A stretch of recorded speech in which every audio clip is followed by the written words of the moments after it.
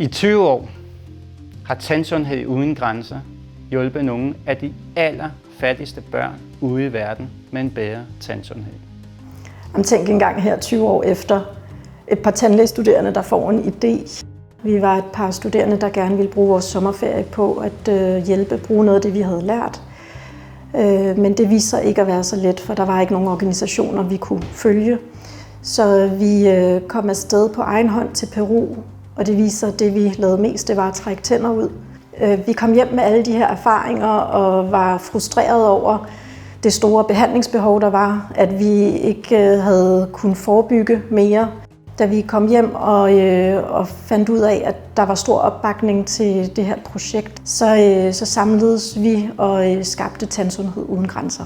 Når vi sender ind med vores præventive virkning, simpelthen bare ved at få tandbørstning på programmet i skolerne, jamen så reducerer vi sygefraværet med 20%. Og hvis man kigger sådan helt overordnet på det, jamen skal man skabe et bedre samfund og et sundere samfund, jamen er der så nogen billigere måde end at sætte tandbørstning på programmet? Vi har i dag en masse viden fra det arbejde, vi har gjort, hvordan vi kan på en relativt nem måde få et meget sundere samfund. Og jeg håber for fremtiden, at vi ikke bare er en dansk NGO, men vi bliver en international NGO og rækker ud til langt flere børn.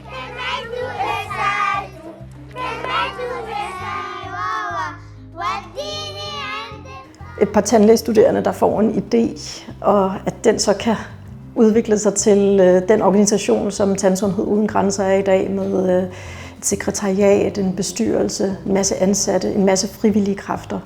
Det synes jeg jo er så rørende. Et kæmpe tak skal lyde til de studerende, der startede Tandsundhed Uden Grænser op. De mere end 200 frivillige, der hjælper Tandsundhed Uden Grænser, og de mere end 700 medlemmer, der støtter Tandsundhed Uden Grænser, og det PIVs eget sekretariat.